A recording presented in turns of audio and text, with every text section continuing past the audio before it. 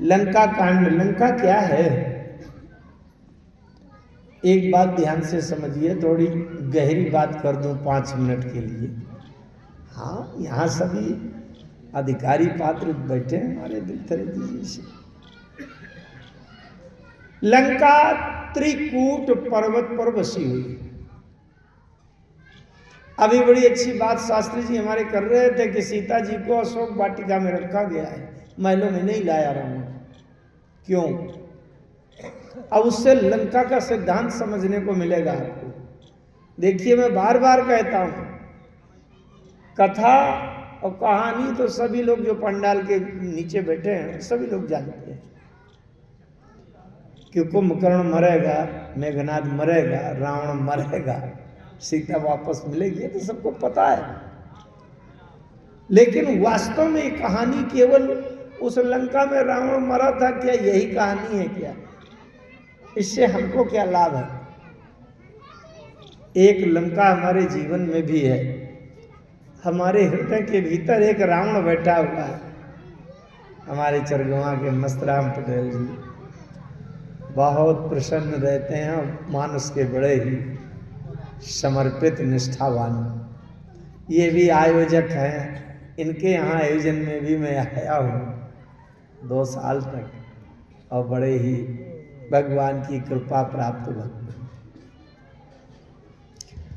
तो हमारे अंदर कुंभकर्ण क्या है, मेघनाद क्या है, रावण क्या है, लंका क्या है, थोड़ी सी ये बात समझें।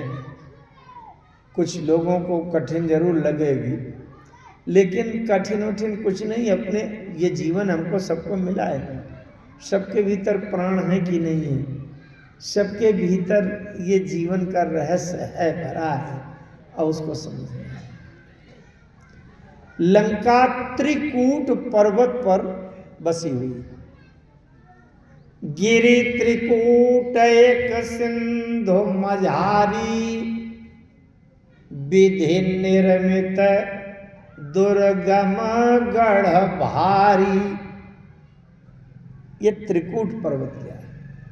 त्रि माने होता है 3, और कूट माने शिखर, पहाड़ के कंगूरा। ये त्रिकूट पर्वत का मतलब है एक ऐसा पहाड़ जिसके 3 शिखर हैं। 3 शिखर कौन कौन है? अब एकाग्रता से आप लोग बैठिए, हलचल मत करिए, और क्योंकि बहुत गहरी अगर बात समझ में आ गई तो हो सकता है कि हमारी दृष्टि बदले, सोच बदले। 3 शिखर हैं जिसके ऊपर लंका बसी। एक शिखर है नील शिखर, जिसके ऊपर सोने की लंका नगरी बसी है। और दूसरा शिखर है सुबेल शिखर। यहां सुबेल शैल रघुवीरा, उतरे सेन सहित यति भीरा। तो ये दूसरा शिखर है सुबेल। सुबेल शैल में, सुबेल शिखर में रावण का अखाड़ा है, युद्ध भूमि है, लड़ाई का मैदान। और तीसरा शिखर है सुंदर गिरी। सुंदर गिरी में सुंदर वन है, और सुंदर वन के बीच में एक अशोक उपवन है, और अशोक वाटिका के बीच में एक अशोक का पेड़ है, जहां रावण ने सीता को रखा है। उसको छोड़ो नहीं, बढ़िया सेट रहता है।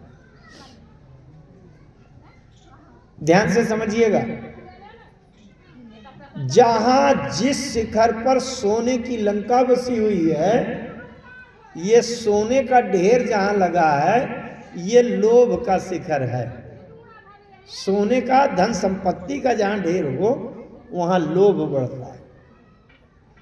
और जहां सुबेल शैल है, जहां अखाड़ा है, लड़ाई का मैदान है, युद्ध भूमि है, वो क्रोध का शिखर है। जिस जगह पर युद्ध बार बार होता रहे वहां क्रोध की ज्वाला भड़केगी। बहुत सावधानी से समझना। और तीसरा है सुंदर गिरी। सुंदर गिरी के नामे से समझ लो कि बहुत सुंदर है वो पहाड़। वहां की वाटिका बड़ी सुंदर है, बड़ा मनोरम दृश्य है। माने इतना अच्छा पार्क बना हुआ है जिसको आज के शब्दों में कह दें तो पिकनिक प्लेस है ये, जहां की सुंदरता देखकर देखी मुयो मन मन सिज जागा। मरे हुए मुर्दा में भी काम जाग जाए, इतना सुंदर है। तो ये सौंदर्य वाला जो शिखर है अशोक वाटिका जहां है, ये है कामोत्तेजक शिखर, काम का शिखर। 3 शिखर हो गए। जहां सोने की लंका है वो लोभ का शिखर है, जहां युद्ध का मैदान है वो क्रोध का शिखर है, और जहां सुंदर गिरी, सुंदर उपवन, अशोक वाटिका, अशोक वृक्ष है, वो कामोत्तेजना का शिखर है। रावण ने सीता को अशोक वाटिका में अशोक वृक्ष के नीचे क्यों रखा है? कि यहां का प्रत्येक दृश्य काम की उत्तेजना पैदा करता है, काम की प्रेरणा देता है। तो सीता को इसलिए रखा है, हारि पराखल बहुविधि भय अरु प्रीति दिखाई, तब अशोक पादप तर राक्षसी जतन कराई। कुछ लोग कह देते हैं कि ये रावण की ईमानदारी है जो सीता बच गई पवित्र। अरे रावण ने तो कुछ नहीं छोड़ा, रावण तो सिर काटने के लिए दौड़ पड़ा, रावण का कुछ नहीं है। तो भाई हारि परा खल बहुविधि भय और प्रीति दिखाई। जब सीता को बहलाकर, फुसलाकर, डराकर, धमकाकर, लोभ देकर, प्रेम दिखाकर हार गया, सीता रावण के महलों में जाने के लिए तैयार नहीं हुई। रावण को श्राप लगा था नलकूबर के उन अप्सराओं का कि अगर किसी महिला, किसी स्त्री के इच्छा के बिना जबरदस्ती करोगे तो सिर फट जाएगा तुम्हारा, वहीं मृत्यु हो जाएगी। इसलिए रावण जबरदस्ती नहीं कर सकता, कर ही नहीं सकता। तो बहुत समझाया और समझाने पर जब सीता नहीं मानी, सोने के महलों में जाने के लिए तैयार नहीं हुई, तब अशोक पादप तर राक्षस जतन करा। क्यों रखा? क्योंकि यहाँ का जो दृश्य है इतना मनोरम है कि मन में यहाँ के दृश्य को देख करके काम की उत्तेजना जगेगी, और जब काम की उत्तेजना जगेगी और इनको काम वासना की पूर्ति का साधन नहीं मिलेगा राम के बिना, तो ये तड़पते हुए अंत में मेरा प्रस्ताव स्वीकार कर लेगी। इसलिए अशोक वाटिका में रखा। लंका क्या है? जो काम क्रोध लोभ के शिखर के चोटी में जो बसी हुई है वो लंका है। वहां रावण रहता है, तहाँ रह रावण सहज आशंका। तो ये रावण रह रहा। कहीं हम भी सोच लें, विचार कर लें, कहीं काम क्रोध लोभ की चोटी में हम भी तो नहीं रहते हैं। ध्यान दीजिएगा, नहीं सर्वनाश हो जाएगा। हाँ। एक शब्द और ले लो, यद्यपि है तो पिछले कांड का, लेकिन क्या है हमें जानने को मिला। त्रिकूट पर्वत में है ये लंका, और त्रि शब्द से एक और आया है सुंदरकांड में, त्रिजटा। त्रिजटा नाम राक्षसी एका। मैंने शायद पहले भी कभी चर्चा की हो। रामचरितमानस में सीता जी की 4 माताएं हैं, 4 माताएं। एक माता तो ये धरती है, धरती से उनका प्राकट्य हुआ है, भूमिजा है। ये पृथ्वी हर जगह पहुंची हुई है, तो ये सक्षम समर्थ है। और दूसरी माता है सुनैना जी, जो महाराज जनक जी की राजरानी पट्टमहिषी हैं। और तीसरी माता हैं जो पुष्प वाटिका में गौरी पूजन कर रही थी, तो सीता जी ने उनको भी माता कहा। पति देवता सुती मऊ मातु प्रथम तौरेक, है ना। 3 माताएं ये वहां, लेकिन ये तीनों माताएं बने बने की साथनी है, बिगड़े समय की साथनी कोई नहीं है, जबकि तीनों समर्थ हैं। लेकिन संकट के समय में जो साथ देती हैं, वो एक चौथी मां, सीता जी की चौथी मां, जानते हो कहां रहती हैं? कहां? लंका में। वाह! ये त्रिजटा नाम राक्षसी एका, राम चरण रति निपुण विवेका। सीता जी जब भी त्रिजटा जी से कुछ कहती हैं तो माता जी कहती हैं, त्रिजटा सन बोली कर जोरी, मातु विपति संगिन तय मोरी। मातु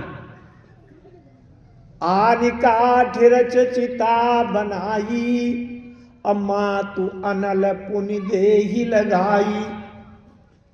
ये त्रिजटा क्या है? मेरे शब्द समझिएगा। त्रिजटा कौन है, इसका विशेष महत्व तो नहीं है। अच्छा, हम कहते हैं राम कौन है, रावण कौन है, तो ये तो रहे होंगे जहां कहीं अयोध्या में और लंका में। लेकिन राम क्या है, रावण क्या है, ये हमारे जीवन के अंदर घुसे बैठे हैं। तो भैया राम की विजय करानी हो तो राम के पक्ष में चलो। हमारे जीवन के अंदर रावण भी घुसा बैठा है, मेघनाथ भी घुसा बैठा है। अगर रावण की तरह का आचरण करने लग जाओ, झूठ बोलना शुरू कर दो, माता पिता को कष्ट देने लगो, ब्राह्मण साधु संतों के अपमान करने लगो, रावण जाग जाएगा, आप स्वयं रावण बन जाए। इसके अंदर राम भी घुसे बैठे हैं।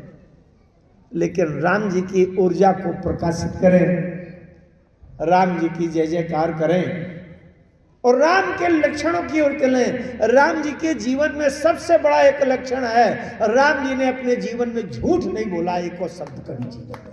राम और द्वेष न भाषे। जो व्यक्ति एक ही बात धारण कर ले कि जब मेरे प्राण संकट में, गले में फांसी लगी होगी, शायद झूठ बोलने से प्राण बच जाएं, तभी झूठ बोलूंगा, नहीं झूठ नहीं बोलूंगा, वो राम की ओर चला जाएगा, राम बन जाएगा। सत्य ही राम है। और हम अनावश्यक अगर झूठ बोल रहे हैं, राम से दूर भाग गए। राम को बनावटी स्वीकार नहीं। आइए मैं अपने बिंदु पर चलूं। मैं बोल रहा था त्रिजटा क्या है, कौन है, में तो उत्तर बता देंगे कि विभीषण की पुत्री है, हाँ, लेकिन क्या है जीवन के अंदर समझना है मित्रों, त्रिजटा क्या है। और एक बात बताऊं, 3 लोग 14 भुवन, लंका की बात नहीं करता, 3 लोग 14 भुवन में किसी के अंदर वो साहस नहीं है जो त्रिजटा ने कह दिया है। क्या कह दिया है? त्रिजटा ने कहा था, सपने बानर लंका जारी, और जातु धान सेना सब हमारी, खरे आरूढ़ नगन 10 सीसा, अमुंडित सिर खंडित भुज 20। और यही विधि सो दक्षिण दिशि जाई, अलंका मनहु विभीषण पाई, नगर फिरी रघुबीर दुहाई, तब प्रभु सीता बोली पठाई, यह सपना मैं कहूं पुकारी, होई सत्य गए दिन चारी। पूरे सपने का अगर किसी से अर्थ पूछा जाए कि सपने का अर्थ क्या हुआ, तो इस सपने का, पूरे सपने का पूरा अर्थ हुआ दो शब्द, क्या? कि रावण की नाश हो जाएगी। यही तो हुआ। अरे मुंडित सिर खंडित भुज विषा, यही विदिशो दक्षिण, दक्षिण मृत्यु की दिशा है, यमराज की दिशा है, चला गया है मर करके। और लंका मनो विभीषण पाई। इसका अच्छा, त्रिजटा कान में ये फुसफुसा के सपना नहीं कह रही कि काना फूसी कर रही हो, चुपचाप धीरे धीरे फुसो फुसो ना। यह है सपना मैं कहाँ पुकारी, ललकार कर कह रही हूं। यह सपना सपना नहीं रहेगा, 4 दिन में सब सत्य हो जाएगा। इसका मतलब रावण का नाश होगा। रावण ने चाहे जितनी बड़ी अनीति किया हो, आप कल्पना करो, 3 लोक 14 भुवन में किसी का साहस है कि जो ये ललकार कर कह दे कि रावण का नाश हो जाएगा?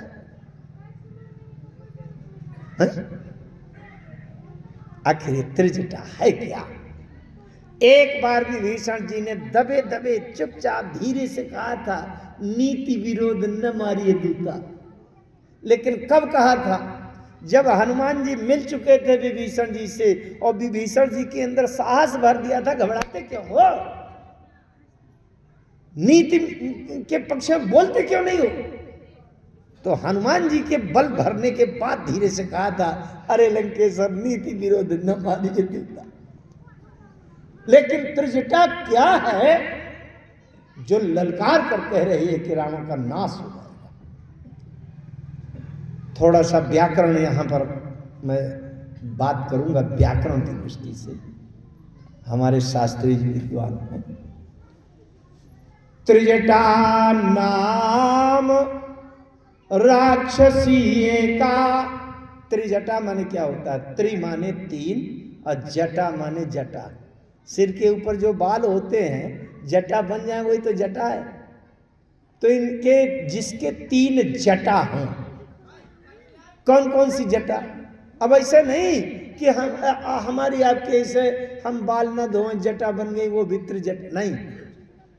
जटाएं कौन कौन सी हैं वो ध्यान दीजिएगा। राम चरण, चरण जो है चर धातु से बना है। संस्कृत में धातु रूप होता है क्रिया के लिए। चर धातु से बना है और चर शब्द का अर्थ होता है चलायमान। यहां से वहां, वहां से वहां, वहां से वहां, इससे वो, ऊपर नीचे, दाएं बाएं, आगे पीछे, जो चलायमान हो। तो चर शब्द का अर्थ हुआ हम जो सक्रिय हैं, इधर उधर जो कुछ करते हैं, तो उससे चर चर क्रिया हो रही है। हमारे जिस अंग से हमारा शरीर यहां से वहां पहुंचता है उस अंग को चरण कहते हैं, क्योंकि चर क्रिया चलायमान, शरीर यहां से वहां चलायमान जिस अंग से होता है उसको चरण कहते हैं। चर मानी क्रिया, कर्म। हम जो कर्म करते हैं, व्यवहार करते हैं, उसको वही चर है, वही क्रिया है। इसलिए हमारे किए गए व्यवहार को आचरण कहते हैं, क्योंकि चर माने क्रिया और जिस अंग के से शरीर चलायमान हो उसको चरण, और हमारे किए गए कर्म व्यवहार से जो हमारा चरित्र दिखाई पड़े वो आचरण। और जिसके स्मरण से हमारा आचरण मंगल हो जाए उसको मंगलाचरण कहते हैं, है ना? तो चरण शब्द से अर्थ हुआ क्रिया, कर्म। राम चरण रति, रति शब्द का अर्थ होता है प्रेम। कहां का प्रेम? राम जी के चरणों का प्रेम। रति माने प्रेम, प्रेम का लक्षण है, प्रेम का परिणाम है भक्ति। तो रति से हो गया भक्ति। अनिपुण विवेका, विवेक से ज्ञान, समझदारी, ज्ञान, जानना। त्रिजटा क्या है? अच्छा, जटा कहाँ होती है? हम जटा के ऊपर होते हैं कि हमारे ऊपर जटा होती है? रावण की लंका तो त्रिकूट के ऊपर बसी थी। इसका मतलब काम क्रोध लोभ के खोपड़ी के ऊपर रावण रहता है। त्रिजटा, त्रिजटा का अर्थ है हमारे जीवन में सबसे ऊपर जटा होती है। कौन सी जटा? राम जी के प्रति कर्म, भक्ति और ज्ञान की 3 जटाएं जिसके सिर के ऊपर हों, वो है त्रिजटा। जीवन में अगर ज्ञान है तो राम के लिए है, भक्ति है तो राम की है, और कर्म हो रहा है तो राम के लिए हो रहा है। जिसके जीवन में राम जी की ये 3 जटाएं हों, वही तो त्रिजटा है। तभी वो सीता जी की मां के संबोधन से सम्मानित हो रही। ये बातें यहां पीछे बहुत हो रही, लंका कांड की बहुत मार्मिक बातें कर रही। लंका में सबसे पहले तो एक बात ये हुई कि पहले हनुमान जी गए थे लंका, सुंदरकांड में। आप देखें, सुंदरकांड में हनुमान जी गए थे लंका, और सबसे बड़ा काम करके जानते हो क्या है? लंका जा करके हनुमान जी ने सबसे बड़ा काम क्या किया? सबसे महत्वपूर्ण, सबसे कठिन। अगर आप कहो कि सीता को देखी आए, पता लगाया है, तो ये कोई बड़ा काम नहीं है। इतनी जानकारी तो जटायु ने बता दिया था वहीं जहां से सीता हरण हुआ था। जटायु ने कह दिया था राम जी से, अरे नाथ दशानन यही गति कीन्ही, और तेहि खल जनक सुता हर लीनी, अलय दक्षिण दिश गयो गोसाई, बिलपति अति कुररी की नाई। ये कौन सा कठिन काम? अगर जटायु भर की बात न माने तो जटायु के बड़े भैया की बात सुन ले। जटायु के बड़े भैया कौन है? संपाति। समुद्र के किनारे संपाति ने बता दिया, अरे क्यों परेशान हो रहे? ताहा अशोक पवन जा रही, सीता बैठी सोच रत आई। और ये भी कह दिया, मैं देखा तुम नहीं। अब उसका रहस्य मैं अब नहीं खोलूंगा, यहाँ समय नहीं है उसका, आगे बढ़ना है। तो अगर हनुमान जी भी सीता को देख करके लौट के आके बताए, तो ये तो कोई महत्वपूर्ण काम, विशेष काम नहीं हुआ। ये तो जटायु संपाति पहले ही बता चुके, उछल कूद करने की जरूरत नहीं थी, यहीं बैठे बैठे बता दिया था। हनुमान जी ने, जानते हो सबसे कठिन काम क्या किया? लंका से विभीषण को बाहर निकाल के रावण से अलग करके राम के पक्ष में बुला लेने की, मिलाने के लिए तैयार कर देना और लंका से निकाल के ले आना, यह सबसे बड़ा कठिन काम था, महत्वपूर्ण काम था। अच्छा, आप कहानी रूप में भी देखो तो अगर विभीषण जी राम के पक्ष में आकर ना मिले होते, थोड़ी देर के लिए भूल जाइए कि राम जी भगवान है। भगवान तो सर्वशक्तिमान होता है, वो तो आंख बंद करेंगे पूरी सृष्टि पलट जाएगी। थोड़ी देर के लिए मनुष्य की तरह व्यवहार करते हुए राम जी को देखो। अगर विभीषण जी आकर के राम जी के पक्ष में ना मिले होते तो राम जी को लंका में विजय इतनी आसानी से मिलती क्या है? कितना महत्वपूर्ण। अच्छा, इतना कठिन काम है। आप देखें, हनुमान जी जब लंका गए हैं, 4 प्रकार के काम किए हैं। चारों प्रकार के काम अलग अलग वर्ण के हैं। ब्राह्मण वाला काम किया है, क्षत्रिय वाला काम किया है, वैश्य वाला काम भी किया है, और शूद्र वाला काम भी किया है हनुमान जी ने।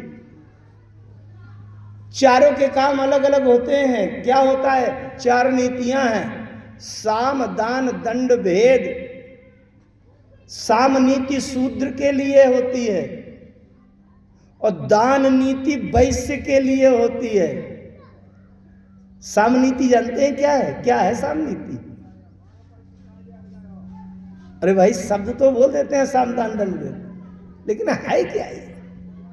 साम का मतलब है सामने वाला जब बड़े क्रोध में आ जाए तो साम माने उसको समझाना। कैसे समझाएंगे? हाथ जोड़ेंगे, अरे भैया गलती हो गई है, अब ऐसा नहीं करूंगा दोबारा, आपके 1000 बार प्रणाम करता हूं भैया, मार लो जो मारना हो, 2-4 बातें कर लो। इसका मतलब विनम्र होकर उसके सामने हाथ जोड़कर जो समझाने का जो काम है उसको सामनीति कहते हैं। निम्न वर्ग का व्यक्ति ही कर सकता है। जिस समय हम भी किसी के हाथ जोड़ रहे हों और उसकी गुस्सा शांत करने के लिए कह रहे हैं तो ये न मानिए कि हम पतिता जी हैं, उस समय हम शूद्र का काम कर रहे हैं, है ना। और कहीं मामला फंस जाए, किसी ने कार का शीशा तोड़ दिया, भाग गया वो, और कहता है मैं गोली मार दूंगा, 20,000 का शीशा मेरा तोड़ दिया है, तो भैया वहां अब लड़ो नहीं, कुछ ले दे के काम चलाओ, भैया 10,000 ले लो, पुरानी गाड़ी है, आप दूसरा डलवा लेना, तो भैया 10-5,000 दे के काम चलाओ, मामला निपटाओ। उसको कहते हैं दान नीति। और ये है वैश्य के लिए, क्योंकि वैश्य व्यापार करता है, उसके पास पैसा रुपया होता है, वैश्य कभी लड़ता नहीं है बनिया, वो चुपचाप 10-5,000 15-25,000 दे देगा और मामला निपटाओ भैया, हम लड़ेंगे नहीं। दंड नीति क्या है?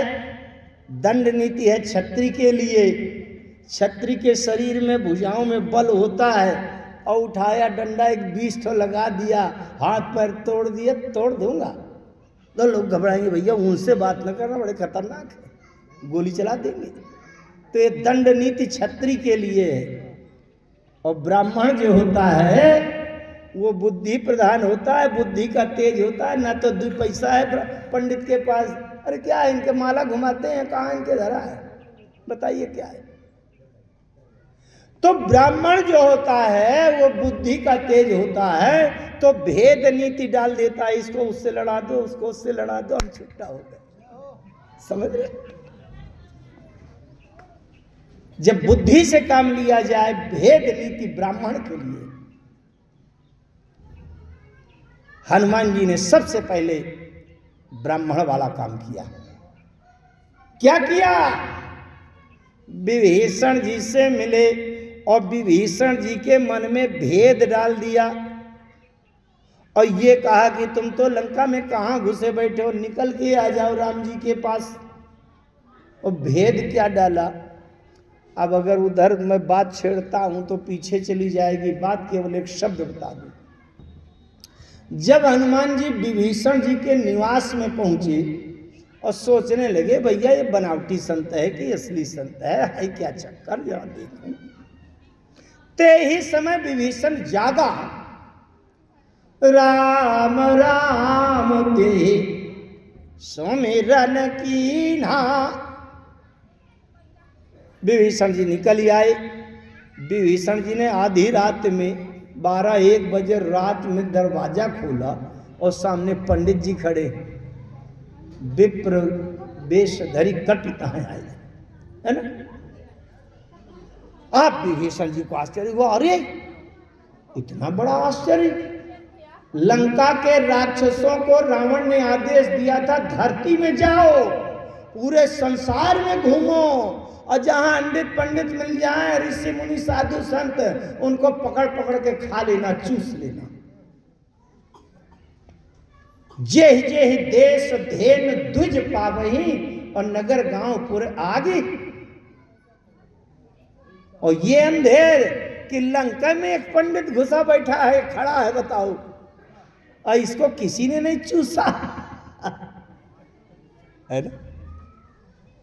अच्छा, विभीषण जी ने कहा अंधेर, गजब, आश्चर्य, लंका में ब्राह्मण वो भी जिंदा, इससे बड़ा आश्चर्य क्या हो सकता है। हनुमान जी ने कहा मित्र, जितना बड़ा आश्चर्य तुम कर रहे हो उतना ही बड़ा आश्चर्य मैं भी कर रहा हूं। विभीषण जी ने कहा तुम क्या आश्चर्य कर रहे हो? बोले रावण ने राक्षसी सेना को, निशाचरों को आदेश दिया है, धरती में राम नाम का माला न कोई जपने पावे, जो कोई जप रहा उसको खाली न उठा के। ते ही बहु विधि त्रासई देश निकासई, जो कह वेद पुराण। और हनुमान जी कहते हैं रावण के बगल में तुम रातों दिन राम राम ते सुमरन की ना, राम राम ते सुमरन। अब बताओ इससे बड़ा आश्चर्य क्या हो सकता है। हनुमान जी ने विभीषण जी का परिचय पूछा। यद्यपि पहले तो विभीषण जी ने पूछा, फिर हनुमान जी ने पूछा। मैं बात न बढ़ाऊं, थोड़ी सी बात कह करके लंका कांड की बात करना है। विभीषण जी का परिचय पूछा, ध्यान से समझना बात को। मैं तो बड़ा आश्चर्य मानता हूं कि ये हमारी माताएं, देवियां, बहू बेटियां भी बड़ी एकाग्रता से सुनती हैं। भले ही मेरी बात कठिन तो लगती होगी इनको, क्योंकि कहानी में नहीं कहता और हंसी चुटकुला मनोरंजन नहीं कराता। विभीषण जी से जब पूछा हनुमान जी ने, तुम कौन हो? विभीषण जी ने कहा, रावण का भाई हूं। हनुमान जी ने कहा, लगते तो नहीं हो। क्यों? बोले, रावण कैसे रहता है? शूर्पणखा ने कहा था, करसी पान सोवसी दिन राती। पान माने मदिरा पिए पड़ा है, शराब पिए। तो अगर रावण के भाई होते, रावण अगर 20 बोतल पिए पड़ा है तो कम से कम ज्यादा न सही तो 2 बोतल तुम भी लगाए पड़े या सो रहे होते। लक्षण होता कि नहीं? हनुमान जी ने कहा, नहीं लगते तो नहीं हो। एक भाई है कि जो मदिरा पिए सुंदरियों के बीच में ऐश आराम में मौज में सोया है, और एक भाई है कि वो रात में भी जाकर माला घुमा रहा है, राम राम ते सुमिरन की ना। अच्छा, कोई लक्षण मिलता है रावण से विभीषण का? हनुमान जी ने कहा, तुम रावण के भाई लगते तो नहीं। सही से बताओ, कैसे हो भाई तुम? पूरे ठीक ठीक भाई हो कि बीच में कुछ गड़बड़ी है? विभीषण जी ने कहा, थोड़ी गड़बड़ी तो है। बोले, क्या गड़बड़ी है? बोले, रावण का भाई तो हूं, परंतु सौतेला भाई हूं, सगा नहीं।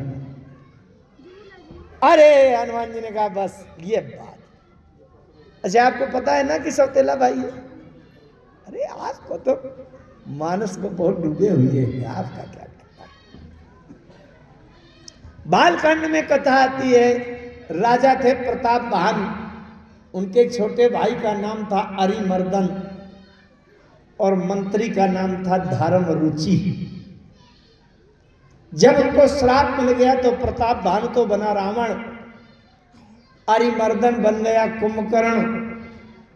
और गोस्वामी जी महाराज लिखते हैं कि सचिव जो रहा धर्म रुचि जासु, भायव विमात्र बंधु लघुतासु। विमात्र जिसकी माताएं अलग अलग हों, बिलग बिलग। नाम विभीषण जेहि जग जाना, विष्णु भगत विज्ञान निधाना। एक बात बताऊं मैं, विभीषण जी सुरक्षित क्यों थे? राम जी के दुई पार्षद विभीषण जी के साथ रहते थे सदैव से। जब हनुमान जी लंका गए हैं ना, तो दोनों राम जी के चेला दुई पार्षद वहां बिल्कुल सदैव से सुरक्षित रहते थे। मिले, मालूम है आपको? अरे मानस को आपने ध्यान नहीं दिया, मानस में लिखा है क्या? जब हनुमान जी गए विभीषण जी के भवन को देखा तो रामायुध अंकित गृह। रामायुध माने राम जी का धनुष और राम जी के बाण वहां थे विभीषण जी के भवन में। जहां राम जी के धनुष बाण रक्षा में हो, वहां रावण क्या कर पाएगा विभीषण जी का? निश्चिंत होकर राम नाम का जप भजन कर रहे हैं। राम जी के धनुष बाण रहते थे। ये धनुष बाण को आप ऐसे न मानिएगा कि लोहे के धातु के बने हैं।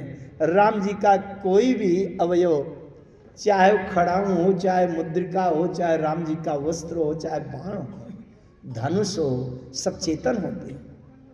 कभी बताऊंगा, राम जी की जो मुद्रिका है ना, वो बोलती है, गति करती है, उड़ान भरती है, छोटी बड़ी भी होती है, हाल चाल बताती है। ये ऐसी अंगूठी नहीं कि आप जैसे पहने नहीं। अच्छा खैर आगे चलो। तो ये विभीषण रावण के सौतेले भाई। हनुमान जी ने कहा मित्र असली बताऊं तो सही सही कि तुम रावण के सौतेले भाई हो, लेकिन मेरे सगे भाई हो। ये बताओ सौतेले भाई का साथ दोगे कि सगे भाई का? और विभीषण जी ने हनुमान जी को नीचे से ऊपर तक देखा, ये सगे भाई आज दिखाई पड़े। मैं नहीं मानता कि आप सगे भाई है। कैसे सगे भाई? मनगढ़ंत बात नहीं हो रही, मानस में लिखा है। तब हनुमंत कहा सुनो भ्राता। हनुमान जी ने विभीषण जी से कहा भ्राता। विभीषण जी ने कहा नहीं मानता, अगर सगे भाई होंगे तो माता का नाम बताओ, अब दोनों की माता एक ही होगी तब मानूंगा कि सगे भाई। हनुमान जी ने कहा बिल्कुल, यहां कोई बनावटी बात थोड़ी है। बोले माता का नाम बताओ। विभीषण जी ने कहा माता का नाम बताओ। हनुमान जी ने कहा, तब हनुमंत कहा सुन भ्राता, और देखी चाहो जानकी। जानकी मेरी माता का नाम जानकी। क्या तुम्हारी मां जानकी नहीं है? कितने बेटे हैं जानकी के? जनक सुता जग जननी जानकी। ये जगत जननी है। और जगत के पिता कौन है? वहां एक बार कौशल्या अम्बा को जब छोटे से बालक थे, यहाँ वहां दो बालक देखा में कुछ हुआ था मतिभ्रम। राम जी ने दिखा दिया, देख रावा माता ही ने जी अद्भुत रूप अखंड, रोम रोम प्रति लागे कोटि कोटि ब्रह्मांड। तब वहां कौशल्याम्बा ने कहा था, अस्तुति करी न जाई भय माना, अजगत पिता मैं सुत कर जाना। अरे मैं तो अभी तक आपको अपना बेटा माने थी, कितना चूक रही थी, आप तो जगत पिता। और जनकपुर में भी जब धनुष उठाया जा रहा था, बड़े बड़े पहलवान उठाने जा रहे थे, तो कुछ ज्ञानी साधु विचार के राजा संत लोग बैठे थे। अरे उन्होंने कहा जानते हो, ये 15 साल के जो राजकुमार दिखाई दे रहे हैं, देखने में तो 15 साल के हैं, लेकिन जानते हो कौन है? ये तो जगत पिता रघुपति विचारी, भारी लोचन छबिले निहारी। एक दिन किसी ने कहा था ब्रह्म निरूपण। 15 साल के राम में जो जगत पिता को पहचान ले, यही तो ब्रह्म निरूपण है। 15 साल का कोई बालक जगत का पिता हो सकता है क्या? यह ब्रह्म निरूपण है। राम के रामत्व को पहचान लेना ब्रह्म निरूपण। मैं बात कर रहा था कि हनुमान जी ने कह दिया विभीषण जी से, मित्र तुम और मैं सगे भाई हैं, हमारे पिताजी हैं राम जी और माता जी हैं जानकी जी, इसलिए हम दोनों सगे भाई हुए कि नहीं? और है विभीषण जी ने कहा बात तो ठीक कहते। हनुमान जी ने कहा ये बताओ सगे भाई का साथ दोगे कि सौतेले भाई का? विभीषण जी ने कहा वैसे तो सगे भाई का देना चाहिए। तो अब देखो जरा कितना कठिन काम है, ध्यान दीजिए। विभीषण जी के अंदर प्रेरणा जगाया, कहां घुसे पड़े हो, निकल आओ, राम जी से मिल जाओ, क्योंकि हम दोनों अधूरे हैं। हनुमान जी ने कहा दोनों अधूरे हैं, मैं पिताजी के पास से आया हूं लेकिन माताजी को नहीं देखा, और तुम्हें माताजी का पता मालूम है लेकिन पिताजी के पास तुम नहीं पहुंचे, तुम मुझे माताजी के पास पहुंचा दो और पिताजी के पास चले आना, मैं तुमको निमंत्रण देता हूं, आमंत्रित करता हूं, आपको उनका द्वार खुला मिलेगा। आध्यात्मिक साधनात्मक दार्शनिक दृष्टि से क्या है? राम जी हैं ज्ञान तत्व, सीता है भक्ति।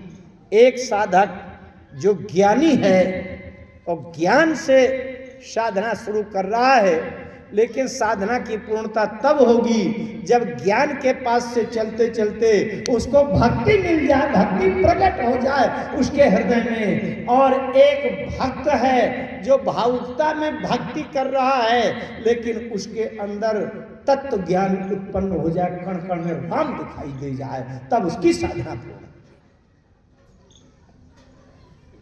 समझ रहे? लेकिन व्यवहार में देखें आप, यहां हनुमान जी भेद नीति का प्रयोग कर रहे हैं। ब्राह्मण के लिए है भेद नीति, इसीलिए हनुमान जी वहां पंडित जी बन करके गए। विप्र वेश धर कपिता आए विप्र रूप धर, तो विप्र का वेश धर करके गए हैं, इसलिए विप्र वाला काम किया। ब्राह्मण के लिए नीति है भेद नीति। पंडित न तो लड़ सकता भैया, न रुपया पैसा दे सकता, और हाथ जोड़ना भी उसके लिए कठिन है, इसलिए बुद्धि लगा के इसको उसके उससे उसके उससे उसको लड़ा भिड़ा देता है, उसको फोड़ के इधर कर दिया, इसको उधर भिड़ा दिया, यही काम। हनुमान जी ने क्या किया? विभीषण जी के मन में भेद डाल दिया। कहां रावण के चक्कर में पड़े हो आप, तो निकल आओ राम जी के पास। और कितना कठिन था ये करना, जरा समझिएगा, मैं प्रयास कर रहा हूं। अगर कोई आदमी झोपड़ी में रह रहा है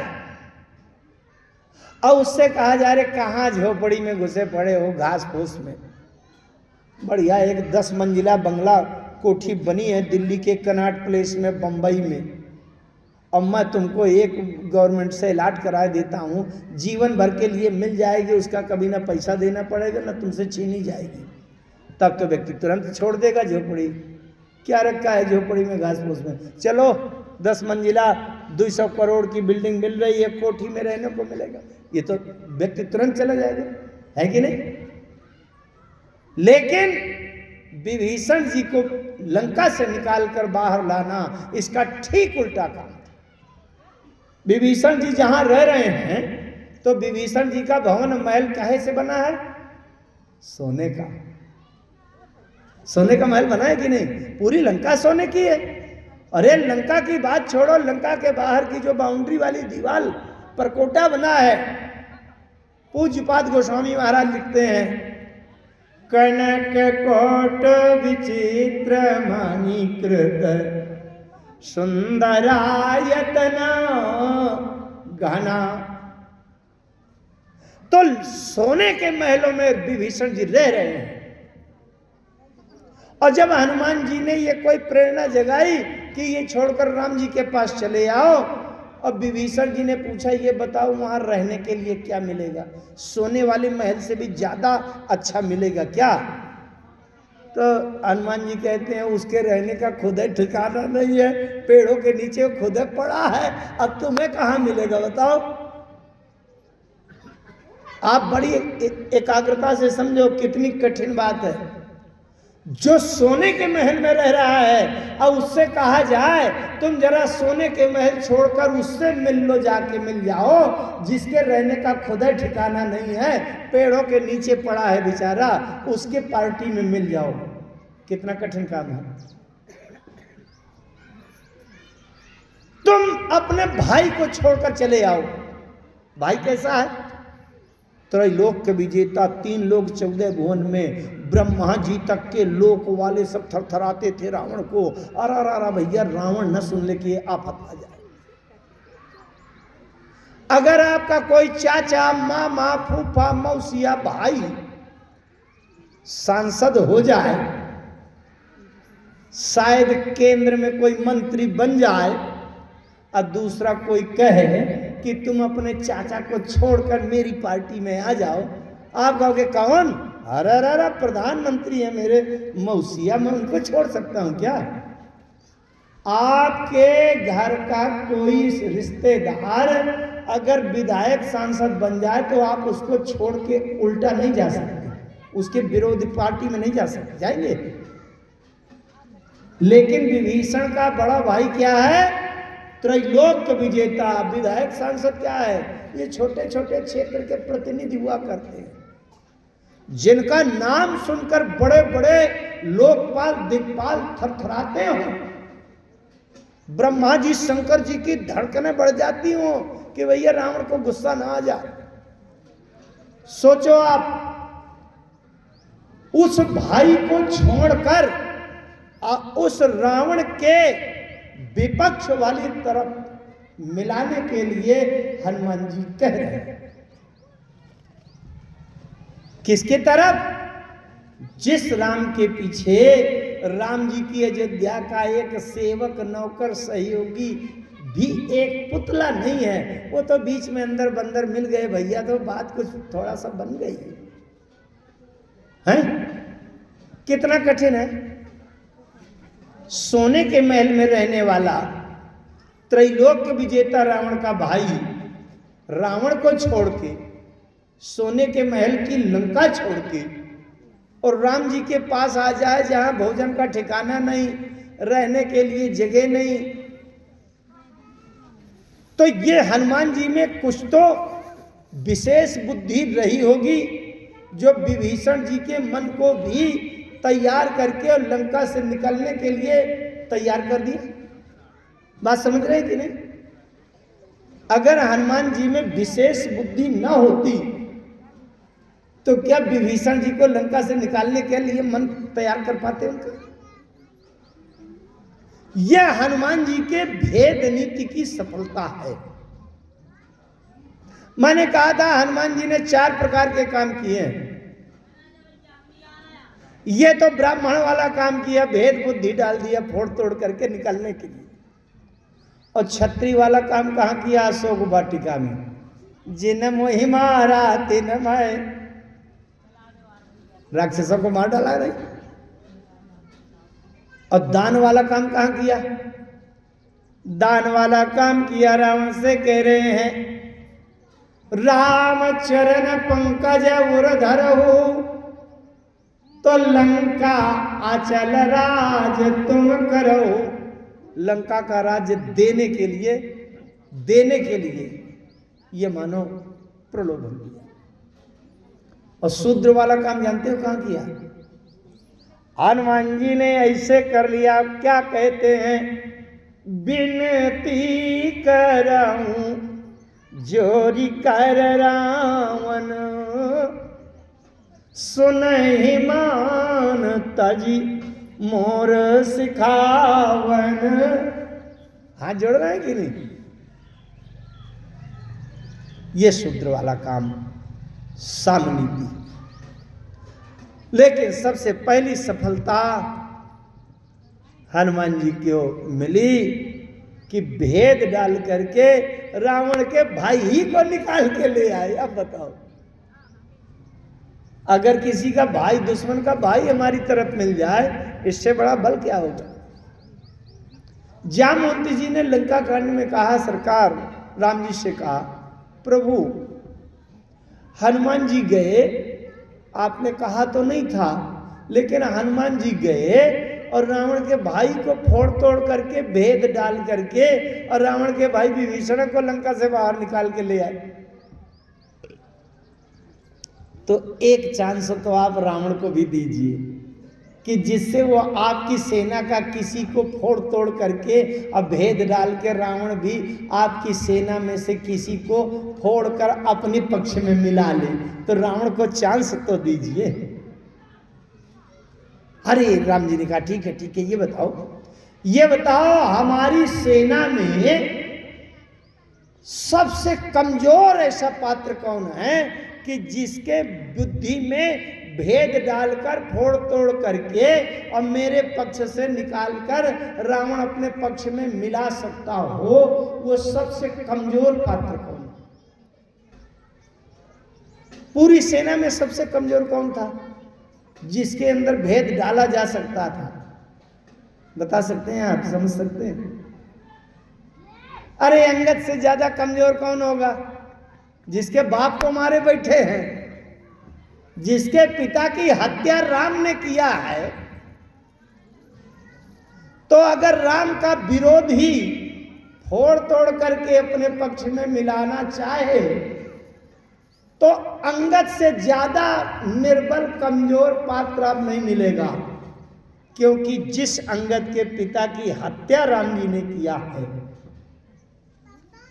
अच्छा, अंगद जी भी, अब ये चर्चा चल रही तो थोड़ा ध्यान से समझे। अंगद जी भी राम जी की सेना में थे तो, लेकिन अंगद जी भी ये मानते थे कि भैया राम जी मेरे पिता की हत्या किए बैठे हैं, कत्ल किए बैठे हैं, तो राम जी ऊपर से चिकनी चुपड़ी करके मुझे रखे तो हैं, लेकिन असली मर्म की जहां जगह की जिम्मेदारी होगी, असली बात मुझे कभी नहीं सौंपेंगे। विश्वास नहीं करेंगे कि शायद मैं बदल जाऊं तो इसलिए असली जहां मर्म की बात होगी वहां मुझे नहीं पहुंचने देंगे, वहां दूसरों से करवाएंगे। तो ये बात सोच करके अंगद जी के मन में भी राम जी के प्रति कुछ समर्पण और विश्वास हल्का रहा होगा।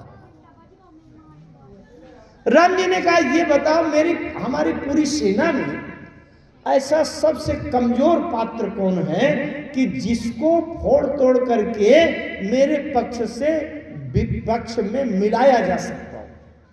जामवंत जी ने कहा, प्रभु वो तो अंगद हैं। अच्छा, बोले अंगद को तैयार करो। राम जी ने कहा, अंगद, तो एक बात और, गोस्वामी जी के एक एक शब्द का अर्थ अलग अलग लीजिएगा। जामवंत जी क्या कह रहे हैं? मंत्र कहो निज मति अनुसारा, दूत पठाइए बाली कुमारा। यहां अंगद नहीं कहा, बाली कुमारा कहा। बाली के कुमार पुत्र को भेजिए दूत बनाकर।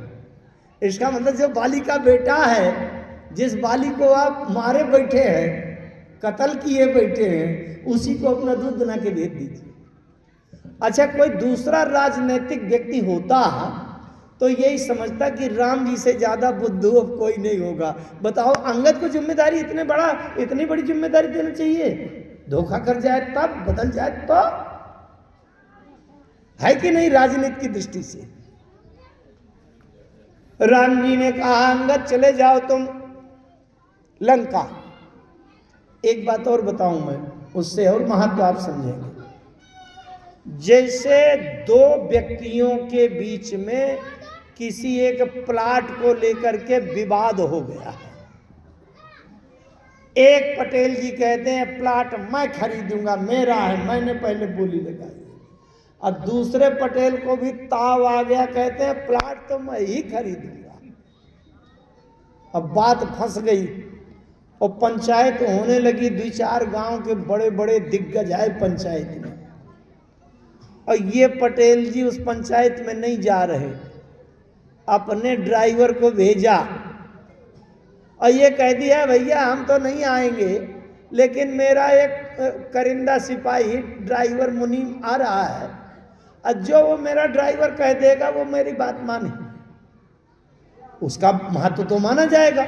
जब पंचायत में उसका कोई नौकर, चपरासी, सिपाही, करिंदा आ रहा है तो उसकी बात तो पूरी मानी जाएगी। अच्छा, तो जब आप अपने ड्राइवर को भेजेंगे पंचायत के लिए, चले जाओ प्लाट की पंचायत होना है आज और प्लाट हमें लेना है, तो आपका ड्राइवर पूछेगा, मालिक ये बताओ कि कितने तक का प्लाट मिले तो मैं ले लूँगा।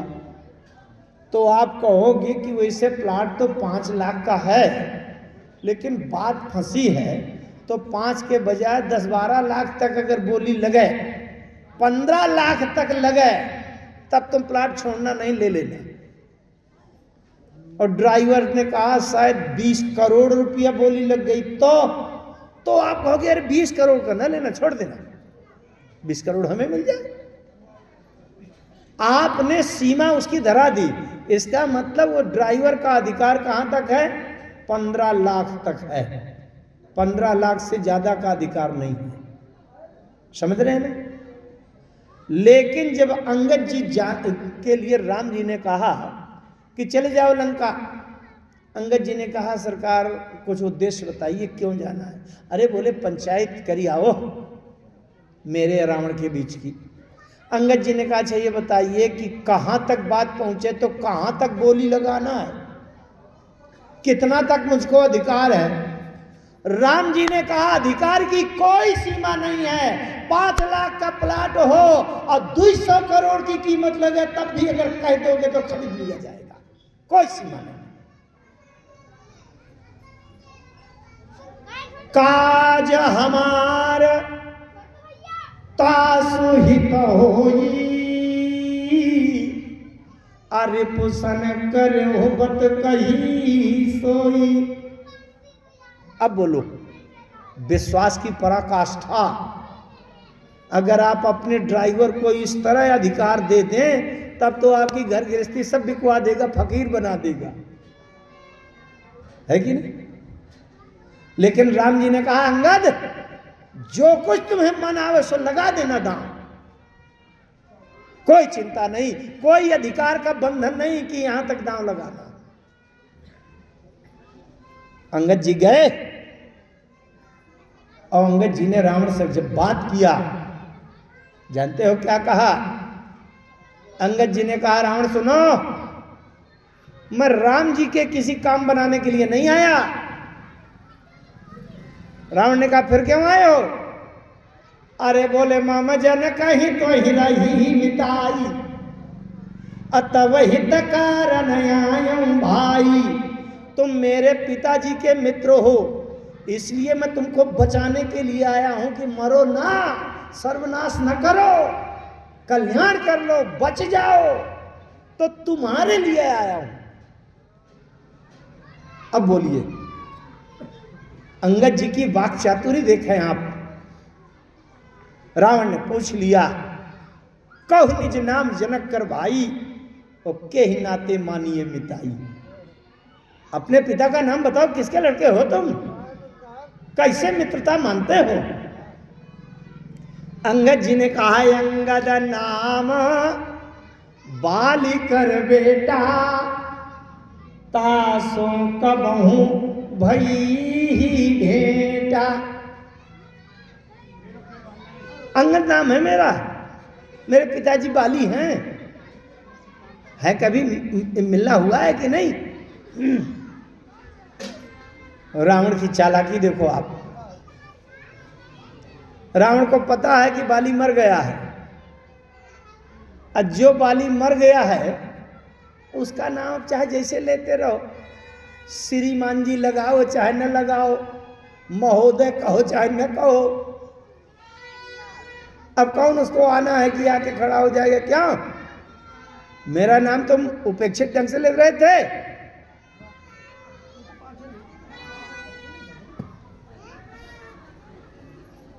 रावण ने क्या कहा?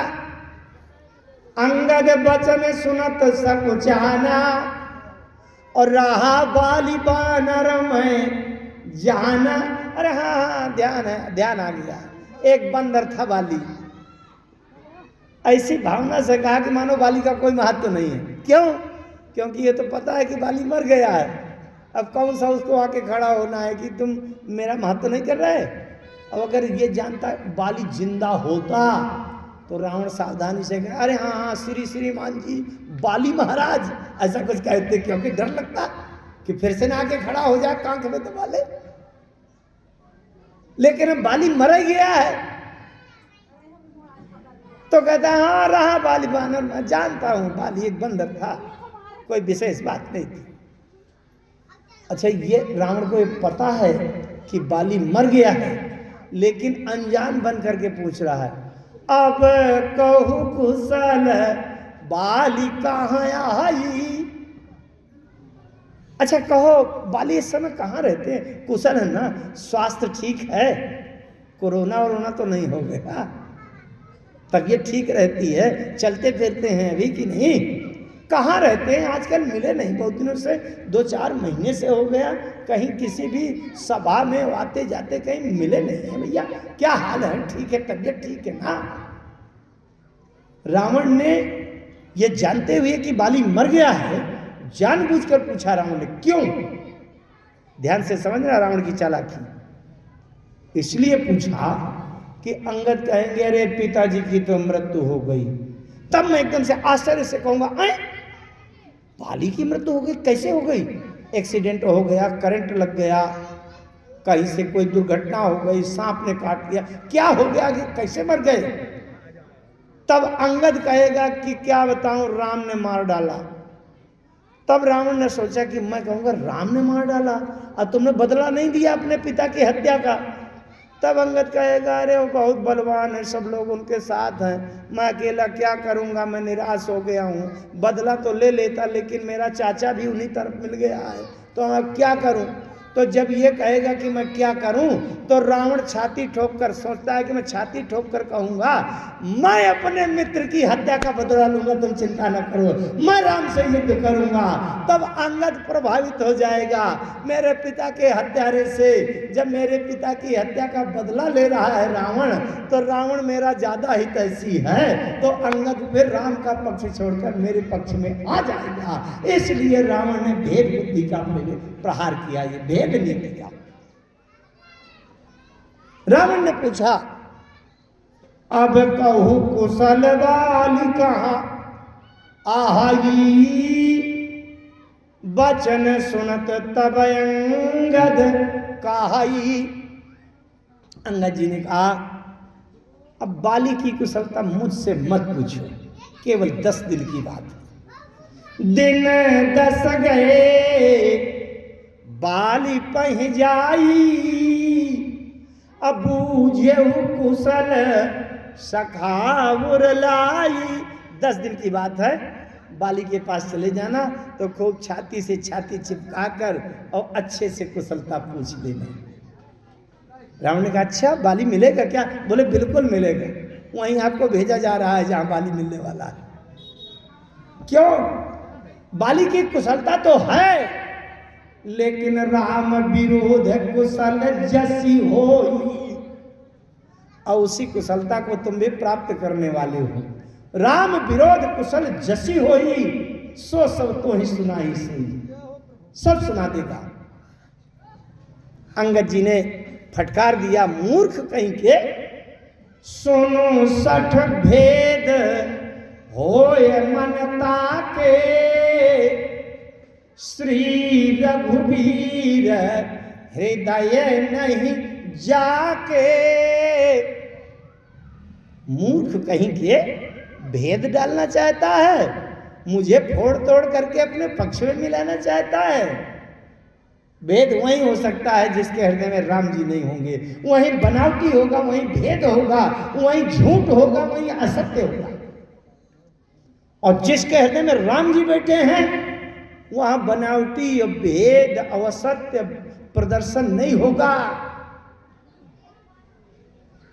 अच्छा, एक तो मैं कहा करता हूं, एक छोटे से लक्षण से हार जीत का पता चल जाता है।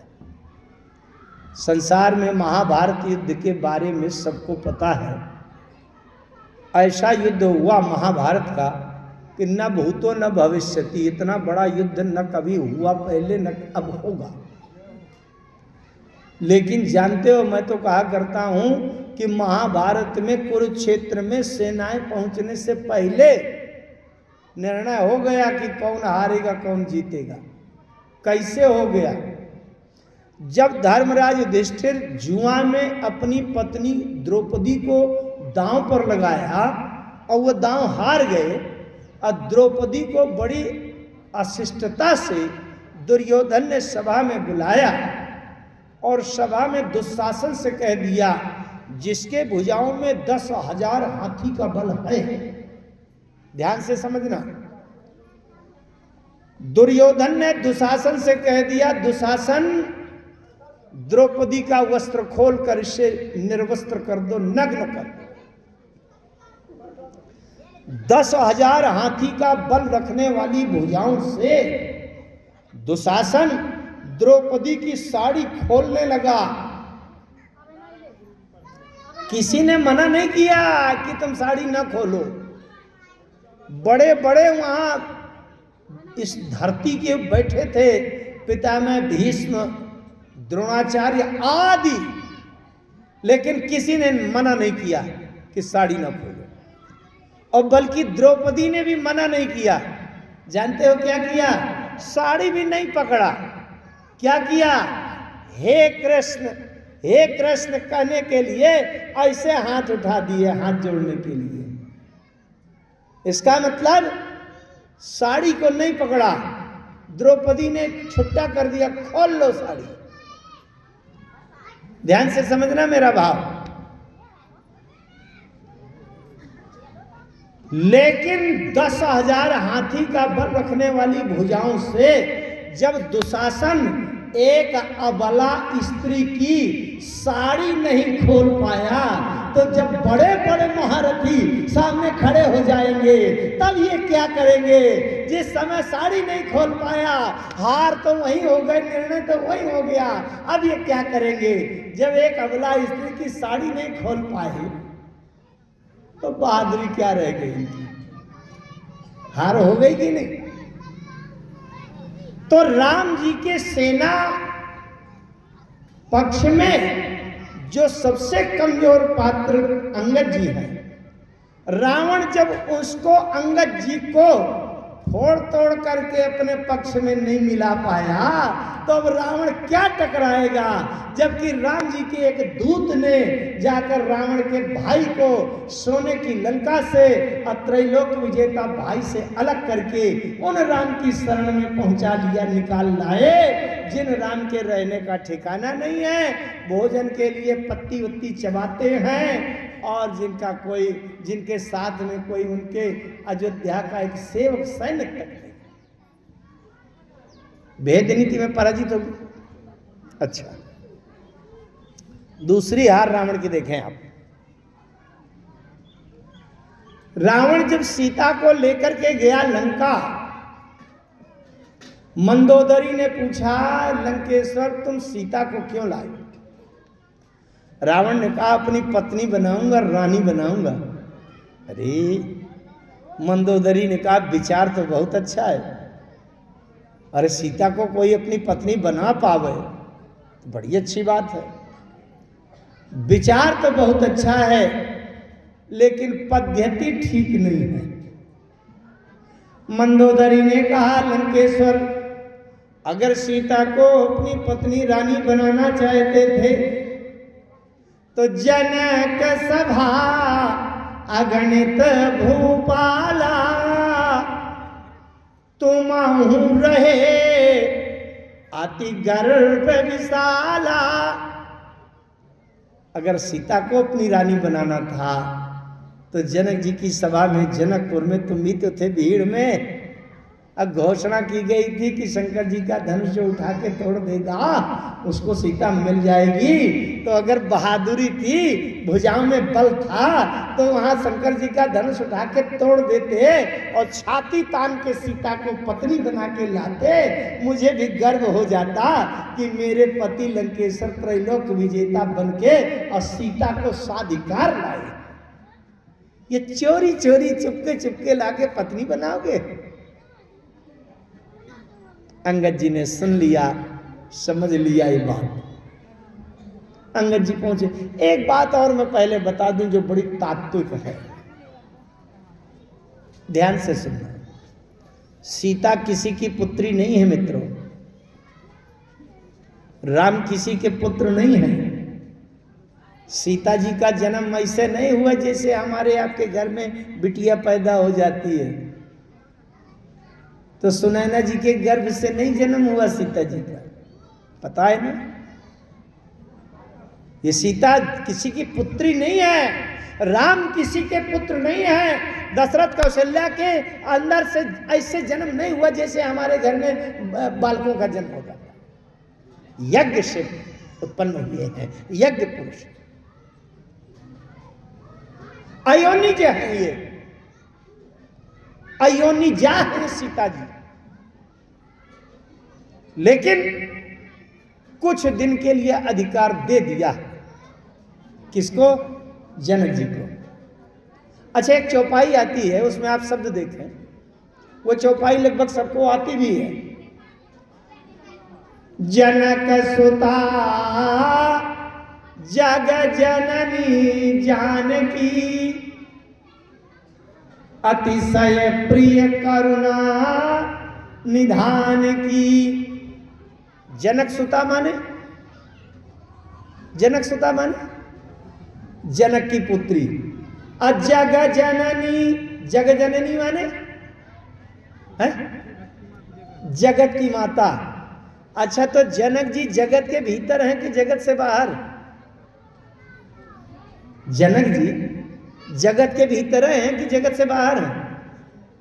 और जब जनक जी भी जगत के भीतर हैं और जगत की जननी है, तो जनक जी की मां हुई कि पुत्री?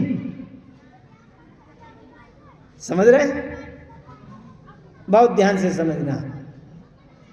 जो ब्रह्म निरूपण समझना चाहते हो,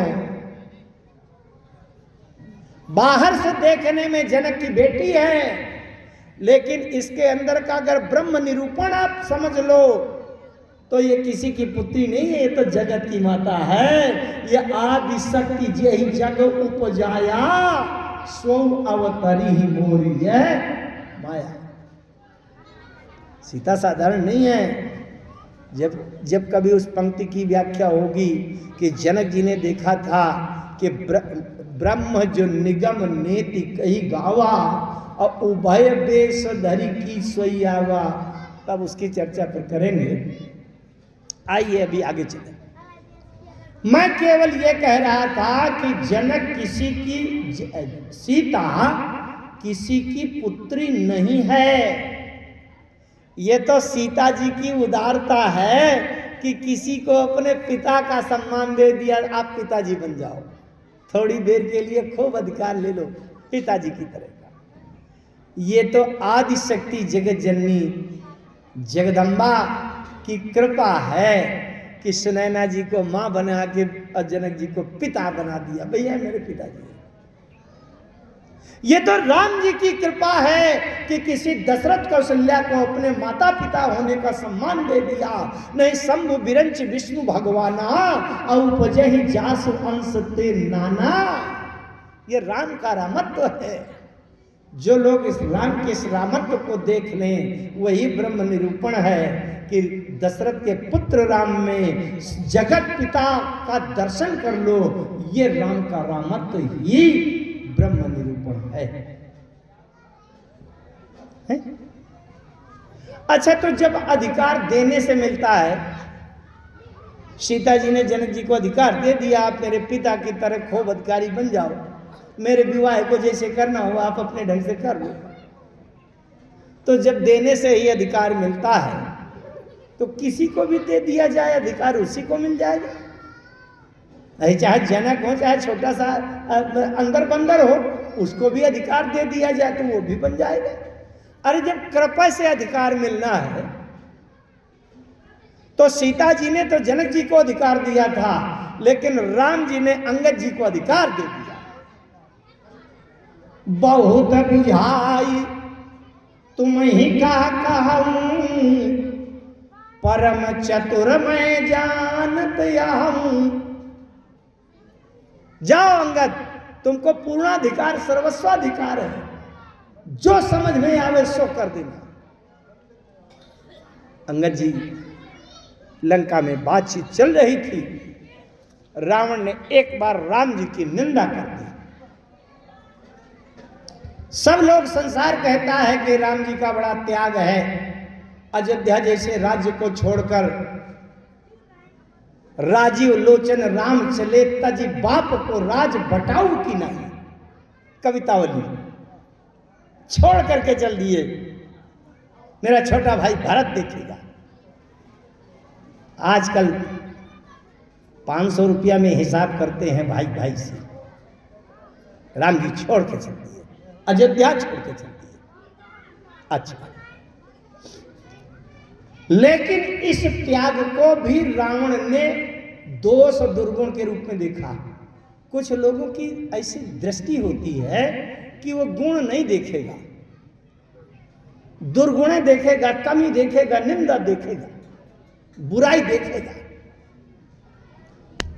एक बहुत अच्छी वाटिका है जहां तरह तरह के सुगंधित फूल लगे हुए हैं, अच्छे मनमोहक सब दृश्य बने हुए हैं, निर्मल साफ स्वच्छ बने हुए हैं, लेकिन उसी वाटिका के एक बहुत दूर कोने में थोड़ी सी मैला का, गंदगी का ढेर लगा हुआ है। और 100-200 लोग जाएंगे तो फूल फुलवारी देखेंगे, सुगंध देखेंगे, सब देखेंगे, लेकिन अगर सुअर को छोड़ दो उस वाटिका में तो क्या ढूंढेगा?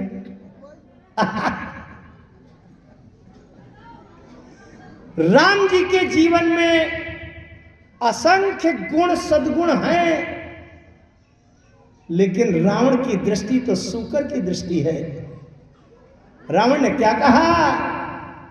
दो गुण को भी दोष के रूप में देख रहा है।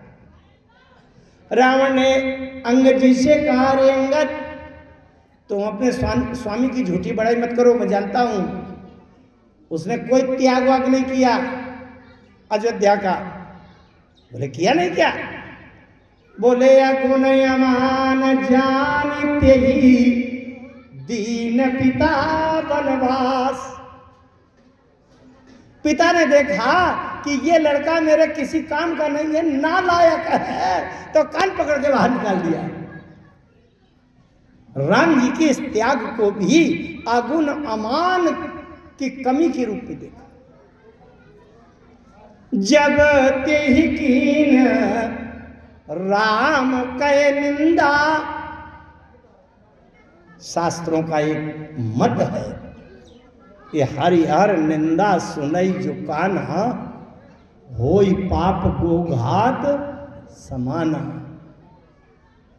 जब ते ही कीन राम कहे निंदा, क्रोधवंत तब भयउ कपिंदा। कटकटान कपि कुंजर भारी, अदोह भुज दंड तमकी महिमारी। डोली धरनी सभासद खसे, चले भाज भय मारुत ग्रसे। ध्यान दीजिएगा, इन चौपाइयों का मतलब अर्थ है कि जब अंगद जी ने बड़ी जोर से हाथ उठाकर धरती में पटक दिया तो भूकंप आ गया। डोली धरन सभासद खसे। किसी आधुनिक विचार वाले ने प्रश्न किया, बोले महाराज बड़ी गप्पें लिखी हैं रामचरितमानस में झूठी। हमने कहा क्या लिखी है? बोले बंदर के हाथ पटकने से कहीं भूकंप आता है?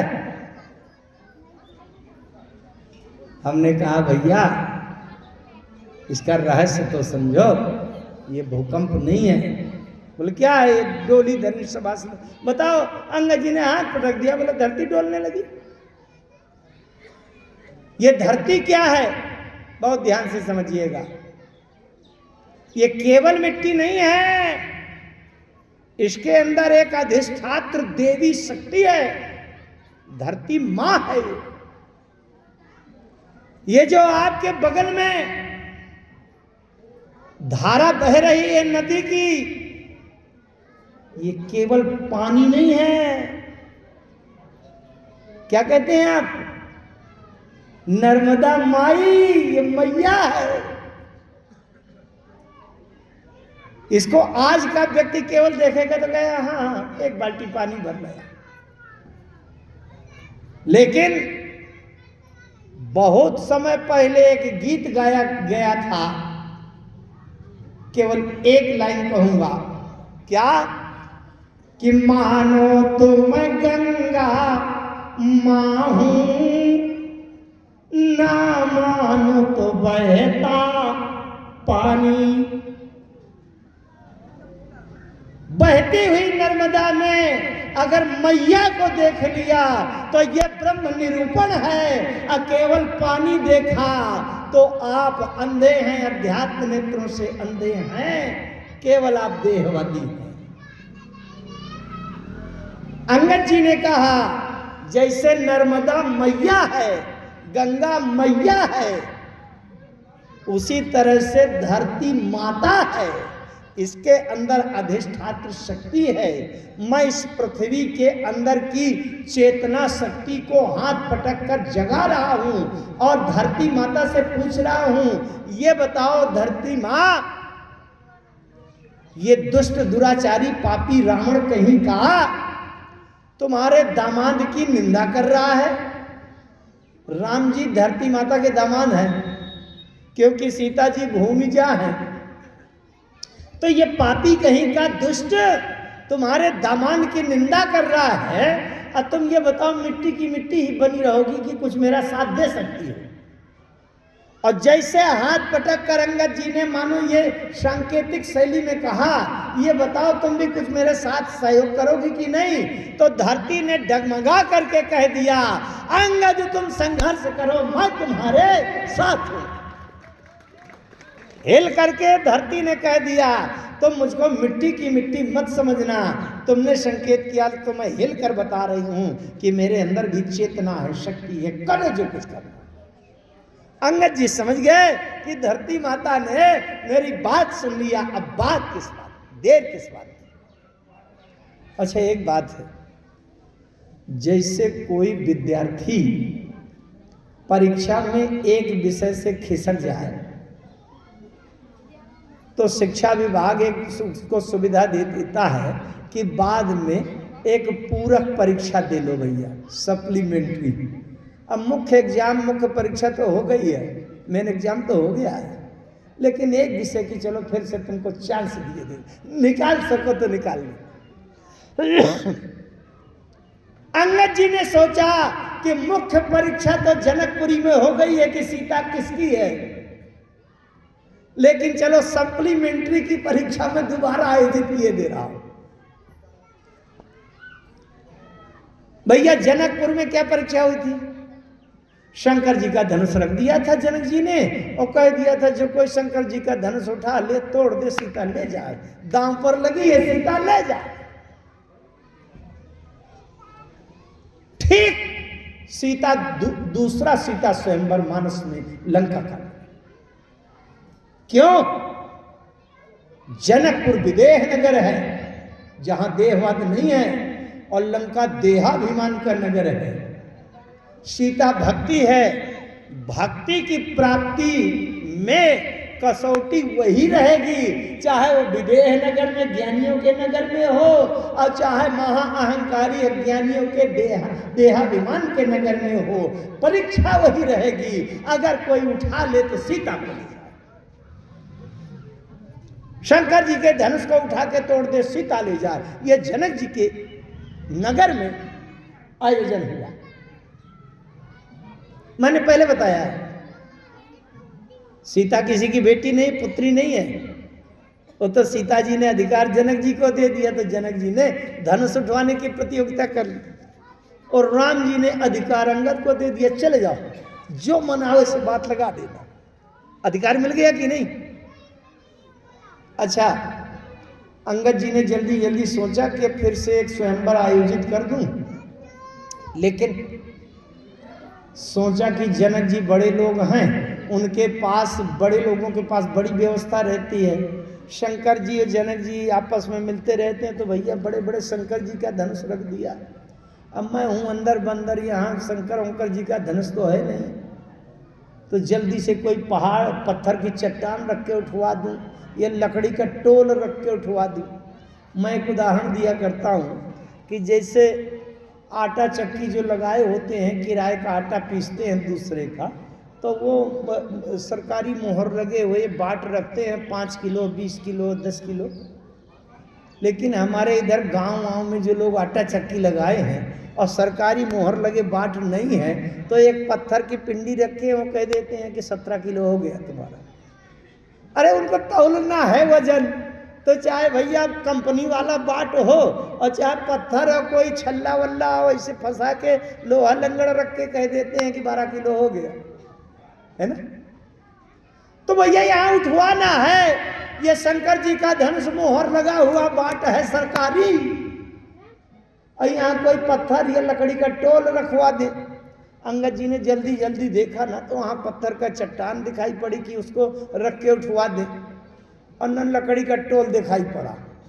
तो क्या धर दिया, धम्म से अपना पैर रखा और कह दिया जो मम चरण सकसी 60 डारी, तो फिर ही राम सीता मैं हारी। ये सीता दांव पर लगी, अजमा लो फिर से। अच्छा, मेघनाद समकोटि सत जो धार रहे उठाए, झपटहि उठई न कपि चरण, पुन बैठे सिर नाय। पूरी सभा हार गई। वहां जनक जी ने कहा था कि अब बाद में कोई न कहे कि मुझको उठाने का समय नहीं मिला, नंबर नहीं आया। और इधर अंगद जी कहते हैं हाँ भाई, है कोई सभा में जो दोबारा और ये प्रयास करे? मेघनाद सब हार गए, कोई नहीं, हिला नहीं पाया। भूमि न छाणत कपि चरण। अच्छा एक बात, जब कोई नहीं उठ रहा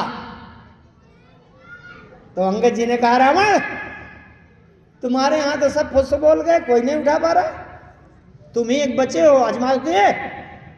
रावण को लगा अहंकार के तो बंदर है, उठा के फेंक दूंगा आकाश।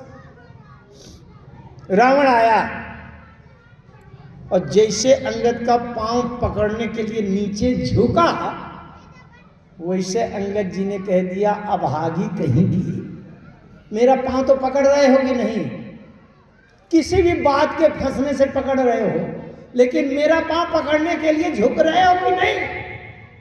रावण ने कहा झुक तो रहा हूं। अरे बोले अभागी कहेंगे, मेरे पांव की जगह जाकर राम जी के पांव पकड़ ले, तुम्हारा कल्याण हो जाएगा। जब बंदर का पांव पकड़ने के लिए झुक रहे हो तो जाके राम के चरण क्यों नहीं? गहस न राम चरण सट जाई। लज्जित हुआ, रावण जाकर बैठ गया। गोस्वामी जी ने लिख दिया भूमि न छाणत कपि चरण, देखत रिपु मद भाग। बंदर का पैर पृथ्वी को नहीं छोड़ रहा। किसी आधुनिक तर्क वाले ने हमसे प्रश्न कर दिया, ये भी बात गप लगती है। बताओ इतने बड़े बड़े योद्धा हैं, बंदर क्या होता है? 50 ग्राम का बंदर, बड़े बड़े योद्धा है, उसको उठा के तो आकाश में सैर करा देंगे।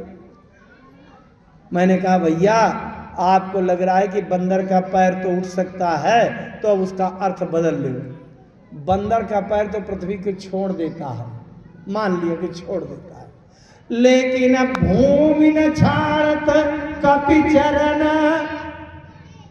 अब पृथ्वी बंदर के पैर को नहीं छोड़ रही, अब बताओ क्या करेंगे? जैसे बंदर का पैर उठाया और ये पैर ऊपर उठा तो पृथ्वी चिपकी चली आ रही है। बहरहाल पृथ्वी और बंदर का पैर अलग अलग नहीं हो रहा, अब बताओ क्या करें? बंदर के पैर की बहादुरी न मानो तो भूमि न छाणत कपि चरण, देखत रिपु मद भाग। किसी ने प्रश्न किया ये पृथ्वी को इतना क्या इंटरेस्ट है बंदर के पैर से? मैंने कहा जिसकी बेटी गांव पर लगी होगी और जिसकी बेटी का जीवन दुष्ट दुराचारी रावण के हाथों जा रहा होगा, उसकी मां अपनी पूरी ताकत लगा देगी, लेकिन अपनी बेटी को दुष्ट दुराचारी के हाथों जाने नहीं देगी। पृथ्वी ने पूरी आकर्षण शक्ति लगा दी अंगद जी के चरण में। अगर अंगद का चरण हिल गया अनर्थ हो जाएगा। क्या बात है, बहुत ध्यान से समझिएगा। कोटि विघ्नते संत कर मन जिम नीति न त्याग।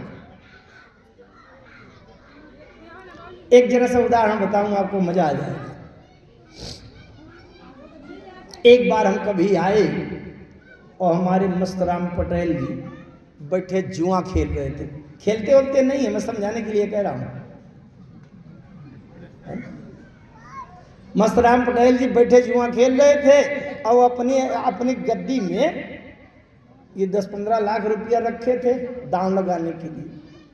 और 2-2, 4-4 हजार के 10-10 हजार के दाम लगा रहे थे और हम वहाँ से निकल पड़े। और हमारे पटेल जी ने हमको देखा, बोले तिवारी जी, पंडित जी आप थोड़ी देर बैठकर मेरी जगह में दाम लगाते रहना, मैं जरा भोजन कर आऊँ, दवाई खाया हूँ। हमने कहा पटेल जी आप तो जाओ, मैं दाम लगाता रहूँ। अरे भैया, जब मस्तराम पटेल जी के गड्डी रखी है 20 लाख रुपया, तो ये तो 10-5 हजार के दाम लगाते रहे होंगे, हम तो 5-5 लाख के लगाएंगे, 10 लाख एक बार में लगा देंगे। क्यों कंजूसी करें? जाएगा तो इनका जाएगा, मेरा क्या जाता है? इसलिए दाम लगाने में कंजूसी क्यों करें? अंगद जी का क्या जाता है? ये सीता राम की है। राम जी ने कहा जो मनावे सो कर देना। अब अंगद जी दांव लगाने में कंजूसी क्यों करें? सीता राम की है, राम जाने और राम बचाएगा। ये अंगद जी के विश्वास की पराकाष्ठा है। दांव लगाने में कंजूसी क्यों करें? किसी ने कहा शायद रावण पांव उठा लेता तो। अंगद जी ने कहा जहां राम पर विश्वास की अडिगता पराकाष्ठा हो जाती है, वहां शायद, अगर, मगर, किंतु, परंतु, लेकिन, इफ, बट ये शब्द होते नहीं है। शायद कहां से आ जाता? जहां राम है वहां रावण का प्रभाव हो नहीं सकता। सीता राम की है और ये पहले से मुझे पता है, और राम सर्व समर्थ हैं दांव में लगी हुई सीता की रक्षा करने के लिए। ये मेरे विश्वास की पराकाष्ठा है। यहां संशय नाम का कोई शब्द हो ही नहीं सकता। गोस्वामी जी ने दोहावली में लिख दिया के ही समाज कियो कठिनपन, जे ही तौल्हु कैलाश, स्वामी की प्रभुता कहो या सेवक विश्वास है। तो अंगद जी, अच्छा किसी ने एक बात और पूछ ली, बहुत आवश्यक है उसको स्पष्ट करना।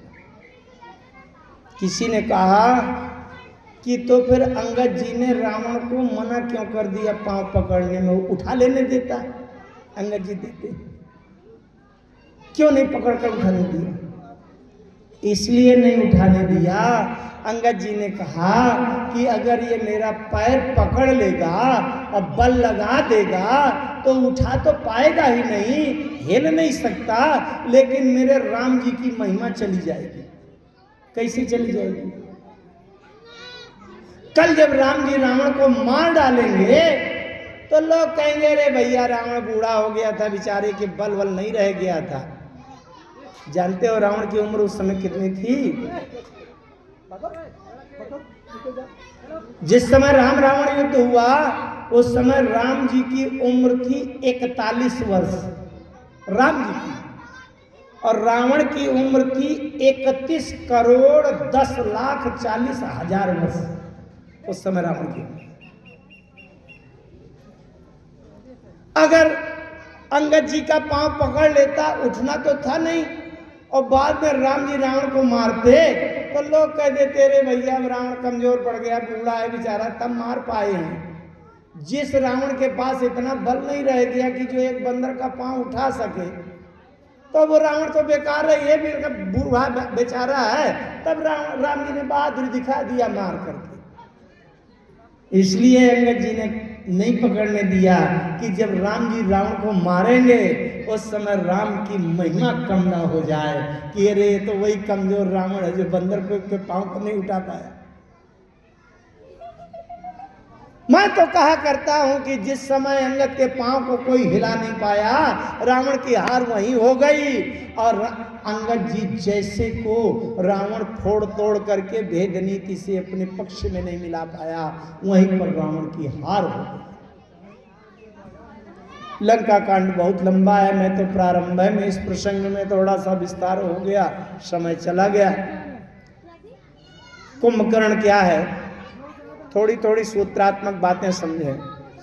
कुंभकर्ण क्या है? कुंभकर्ण अहंकार है। हमारे अंदर अगर अहंकार है तो हम भी कुंभकर्ण हैं। कुंभकर्ण को जब रावण ने जगाया और कुंभकर्ण ने कहा क्या बात है, काहे तुम करे सुखाई। तो रावण ने सब पूरी बात बताई।